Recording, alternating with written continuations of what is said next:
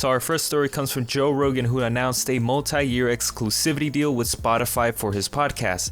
The Wall Street Journal confirmed that the deal was for about $100 million. Joe Rogan posted this announcement to his Instagram. Here's the clip. Hello, everybody. I have an announcement. The podcast is moving to Spotify. I signed a multi-year licensing agreement with Spotify that will start on September 1st.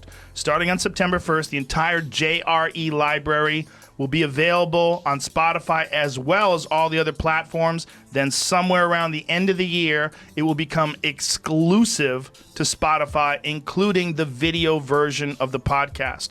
It will be the exact same show. I am not going to be an employee of Spotify. We're going to be working with the same crew doing the exact same show. The only difference will be it will now be available on the largest audio platform in the world. Our next story comes from Ali Abdelaziz, who spoke to TMZ a couple days ago. Ali says he and Usman would accept the fight against Conor right now over Masvidal if he asked for it.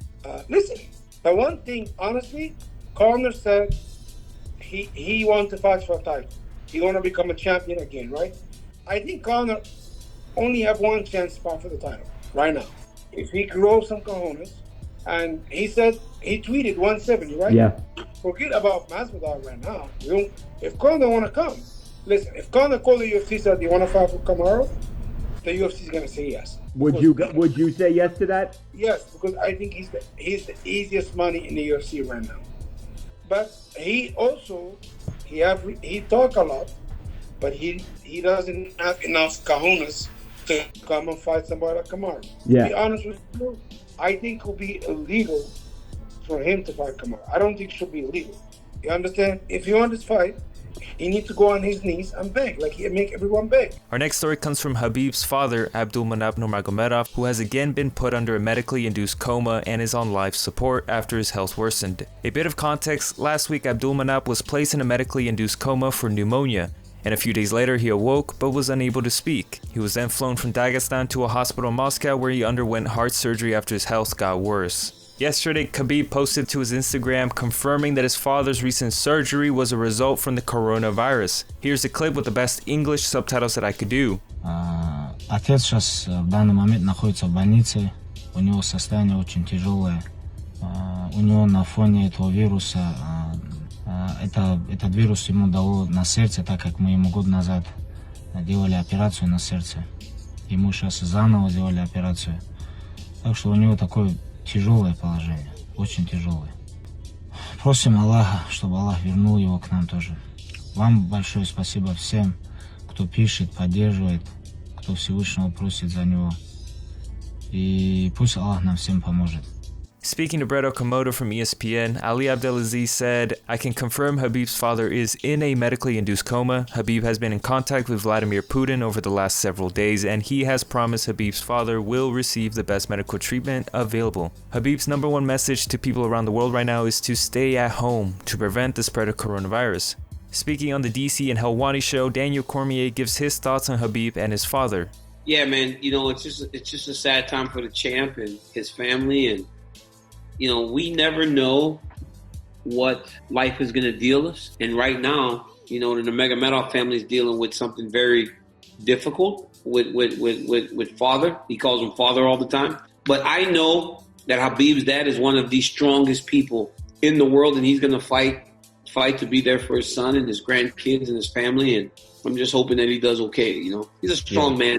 Like, he's a really, really strong man. Like, if you don't know him personally, Khabib's father is one of the strongest human beings that you've ever met. I was at the Ultimate Fighter gym one time, and his dad grabbed me to wrestle with me, right? And he threw me down. So him and I started trying to tussling around a few years ago. And then Khabib goes, DC, this guy really tried to win. And then I realized his dad was actually trying to beat me. Like, he's not just wrestling with you to play around. Like, he's the real deal, man. And I hope the champ and his family get through this and feel good. Our next story comes from Anthony Smith and Jason Herzog about the controversial stoppage at UFC Jacksonville against Glover Teixeira. Speaking on SiriusXM Fight Nation Radio, Anthony Smith goes off on Jason Herzog for apologizing for nothing. He did his job. He's a phenomenal rep. I've never been nervous about seeing Jason Herzog rep in my fights. I would let him ref it again. I think he does that good of a job. But then don't get on social media and put out a statement because people on Twitter were roasting you a little bit, telling you did a job. The people that matter are the people that were involved in the fight. I make it a point before every fight to know the commands and know exactly what he expects out of each one of those commands and ask him. I did the same thing that night, and I might be one of the only fighters that do that. I need to know what it sounds like when you're about to stop the fight on my end of it, and if I'm trying to finish someone, because I need to know how close I am. And I did the same thing that night, and I responded the way that he said he needed me to respond to continue to fight. So why are you coming out on social media apologizing for doing your job exactly the way that I expected you to do it? I don't need your goddamn apology. I don't need you to put a statement out because you did your job the way you were supposed to do it, and I did mine, and just went haywire, and I got my ass kicked. It happens. This is how the game goes. Our next story comes from Daniel Cormier, who gives his opinion on the Jones versus Ngannou talks. Speaking on the DC and Helwani show, Cormier says Jones going for the Ngannou fight is one of the most gangster things in the world. First off, I'm quick to insult Jones. I will insult Jones on any day of the week, but I will also give him credit where credit is due. And I truly believe that this Francis Ngannou thing is one of the most gangster things in the world. Like, why would you be afraid of anyone? Especially if you're a guy that has the accomplishments of Jon Jones. Why? That's the thing that I don't get, right? When people say me or Jon Jones and that we're afraid of somebody. It's the most asinine thing in the world. Like, we're not afraid of anyone. And I think that this Jones thing is cool. Like, he's like, okay, you want to fight? Let's do it. Like, and that's what any person in the world, a true fighter, would do. And I think that's, I think hats off to Jones. Speaking of Jones versus Ngannou, the two of them have exchanged tweets again. Today, Francis Ngannou tweeted a picture of himself with the caption, "Hello Johnny, are you still there?" which Jones responded with, "First, you can save the rest of your tongue pictures for your other homies, and yes, I'm right here. Just waking up from watching that Derek Lewis fight again. You ain't scaring nobody, I saw your heart. You're a big old mouse, I will expose you." Now, Francis Ngannou did speak recently with BJPenn.com and believes the Jon Jones fight won't happen. This is what he said: "I don't think the Jon Jones fight will happen. People have been talking about Jones moving up for years. If he does move up, I would love that fight. But they have to give me bags of money for that fight because that is a super fight. It would have to be worth it. I am not fighting him to lose. I will hand Jon Jones his first loss. Jones has a good chin, but I will test how good it is. I can land punches on him and knock him out. He has been hit before." Our next story comes from Alistair Overeem, who is planning to appeal his loss against Jairzinho Rozenstruik. If you don't remember, the ref called the fight in the 5th round with 4 seconds left on the clock in a fight that Overeem was kind of dominating. Speaking on UFC Unfiltered, Overeem explains why the Rozenstruik stoppage was bad. And he also said he wants to fight Rozenstruik next. It was a bullshit stoppage, and I might even look into getting that undone, because if you look at the fight, he's waving it off with 0 seconds left. There's no threat. It was a bad stoppage. Anyway, you look at it. The only argument that you would have is I had a busted lip. But then when you look at Robbie Lawyer had the same busted lip, they just let that go on. So if it was the busted lip, wouldn't they have a doctor look at it first?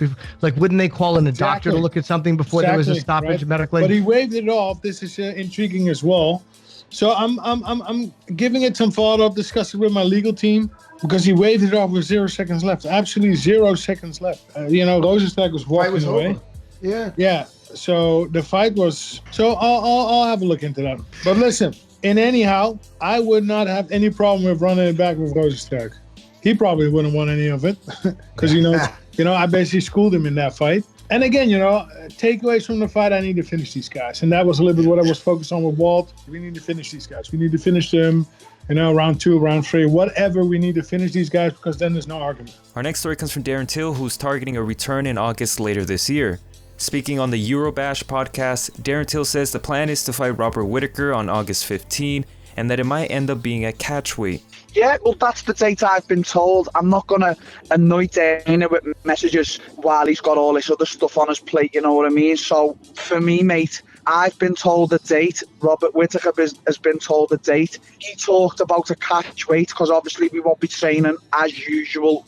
As we usually would be. He talked about that. So whatever he wants, mate, he can have. He's the former champion. You can have whatever you want. If you want to fight 115 kilos, mate, let's do it. I do not give a rat's ass. Our final story comes from Tyron Woodley. Last week, Dominick Reyes tweeted this: On another note, how did I get bumped from pound for pound top 15 in favor of Woodley? Dude didn't even show up to his last fight, which Woodley fired back with, likely cause I'm a 5-time world champ and had a bad night. Sure, you made an honorable mention. People that are on the list usually don't focus on being on the list. Too busy chasing titles, redemption, or defending. I've given you high praises. Don't knock me down and lift yourself up. Hashtag be blessed. Now, also speaking of Woodley, Tyron Woodley versus Gilbert Burns has been confirmed to be the main event for the card on May 30th. Now, for the location, that is still unknown as of right now, but when that information comes out, I will let you guys know.